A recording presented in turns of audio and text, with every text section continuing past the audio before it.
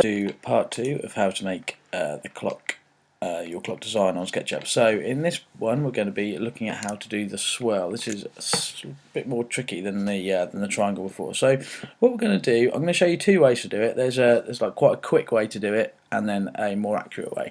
What I'm going to say is the first thing you need to do is measure the size of like a rectangle that your swirl would fit in. So I think like most of the time it would probably fit in one that is like 150 by, let's say, 250. Most of them about 250 high.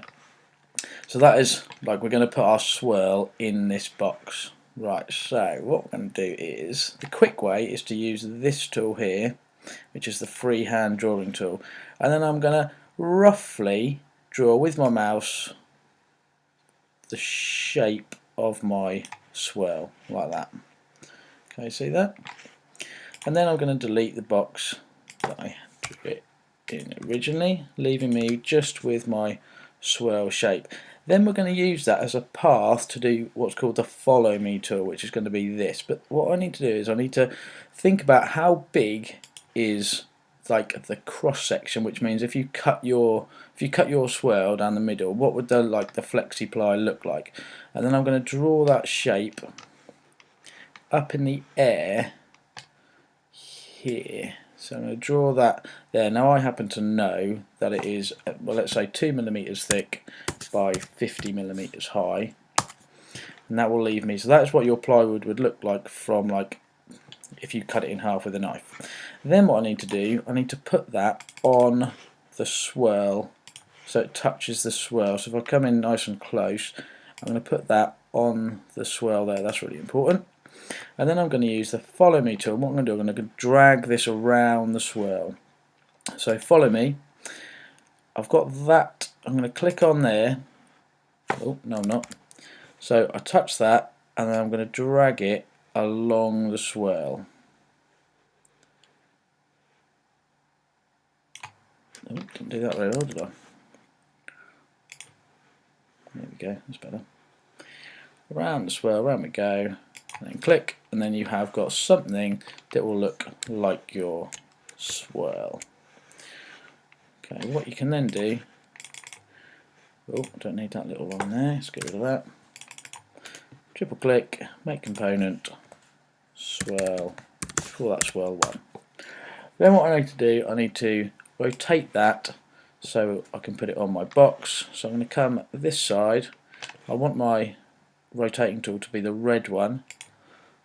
I'm going to click on the floor, and I'm going to flick that up in the air, and then I can move that onto my base. Be a little bit careful where you, I just want it right on that bottom in the middle.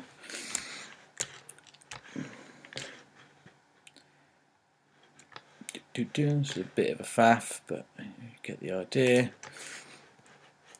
I don't think that's quite going to fit on there, but never mind. Then you're going to put it wherever it fits, so it's about there, and then I need to rotate it just slightly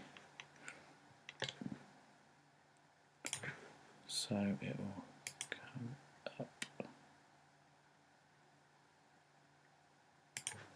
Oh, nearly. There we go.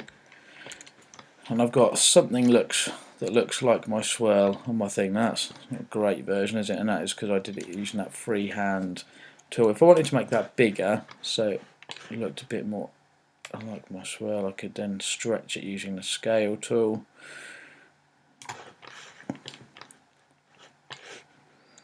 And you can fiddle around with it until it is right. Let's just go in there.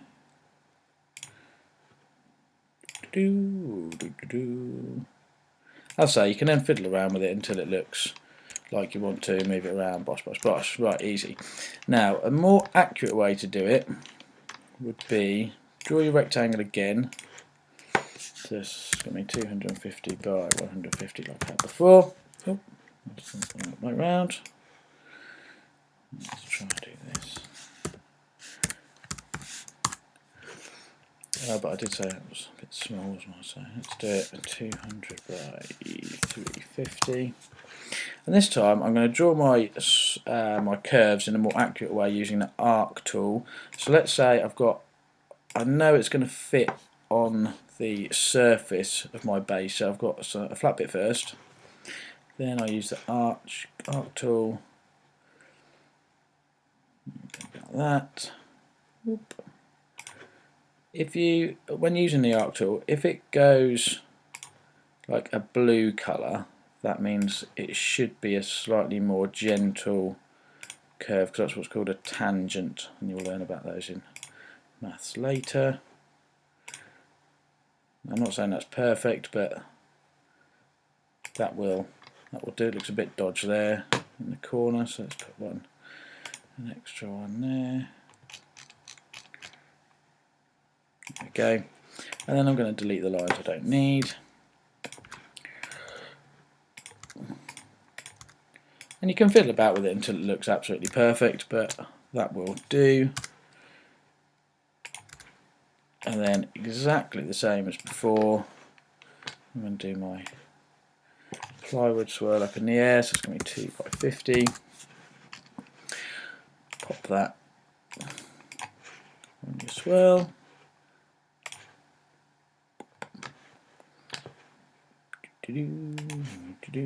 Follow me.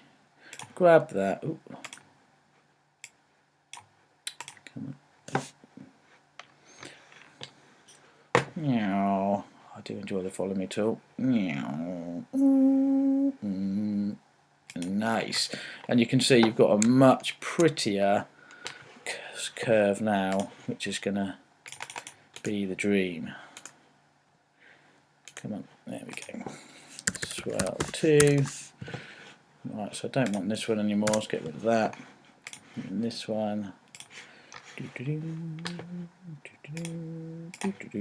it in the air.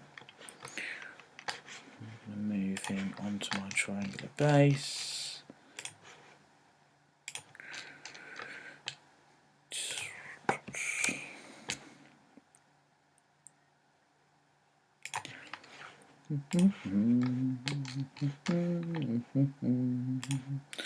Yep. Flip it up and then grab the bottom of it where it's going to touch the surface. Lovely. So, I mean, that's probably a bit big now, but again, you can fiddle around with it. That'll do for my demonstration. And then that would be how to draw a swirl. That is massive, actually. It's all fine. Yeah, that is how we do a swirl for your clock.